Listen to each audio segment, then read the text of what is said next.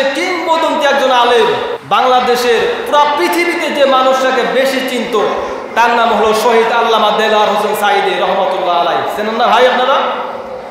এই 14ই আগস্ট তাকে দুনিয়া থেকে বিদায় করা হয়েছে। তিনি পারা পৃথিবীতে প্রায় 57টি দেশে তিনি আল্লাহর কুরআনের ব্যাখ্যা করতেন, আল্লাহর কুরআনে মানুষকে দাওয়াত দিতেন।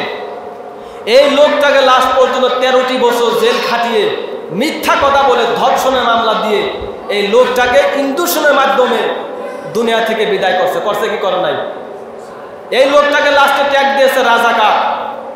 তোমরা যারা মানুষদেরকে, আলেমদেরকে যারা রাজাকার বলো, এই আলেম ছাড়া তোমার দুনিয়াতে কোনো কিছু হয় না।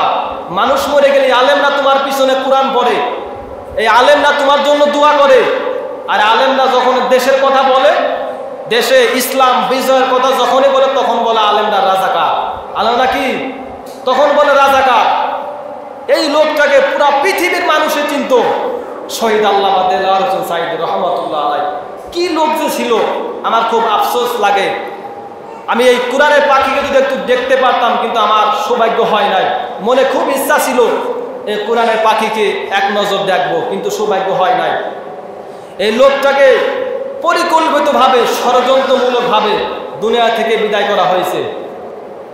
যারা বিদায় করেছেন তারাও কিন্তু এক সময় বিদায় হয়েছে কি হয় নাই? এদের সম্মান আল্লাহ তাআলা দুনিয়াতে দেখাই দিয়েছে। দুনিয়াতে বিচার, কিয়ামতের কথা তো বাদই, কিয়ামতের বিচার আল্লাহ এখনো দেন নাই, দুনিয়াতে শুরু হয়ে গেছে পালানো। অথচ নিজেদের ভিতর রাজাকার তালিকা উনি থাকতেই করে গেছিলেন। কিন্তু আজকে হক্কানি যারা আলেম তাদেরকে বলে রাজাকার, বলে কি বলে না? তোমাদের দলে ছিল রাজাকার বেশি, সে কথা কখনো বলো না। দেশের কথা বললে, ইসলামের কথা বললে তখন আলেমরা রাজাকার হয়ে যায়। একদিন বুঝবা এই আলেমরা তোমার প্রকৃত বন্ধু, আর অথচ তুমি আলেমকে আজকে নিজের শত্রু বানিয়ে রেখেছো। এই কোরআনে ফাঁকি শহীদ আল্লামা দেলোয়ার হোসেন সাঈদী রহমতুল্লাহ আলাইহি, এই কোরআনের পাখি মানুষকে কত সুন্দর করে কোরআন বোঝাইতেন।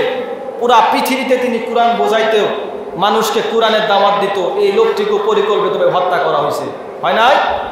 তারা আজকে দুনিয়াতে যারা জালেম, দুনিয়াতে আমি কোরআন যতটুকু পড়েছি ভাই, একটা কথা সত্য কথা হলো, দুনিয়াতে ভাই যে জুলুম করবে মানুষের উপরে, দুনিয়াতে যে ব্যক্তি জুলুম করবে মানুষের উপরে, দুনিয়াতে শাস্তি পেয়েই যাবে।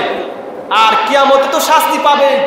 যে ব্যক্তি দুনিয়াতে মানুষের উপরে জুলুম করে, আল্লাহ তাআলা বলেন আমি দুনিয়াতে এই বিচার আমি আল্লাহ তাআলা দুনিয়াতে করে দেই।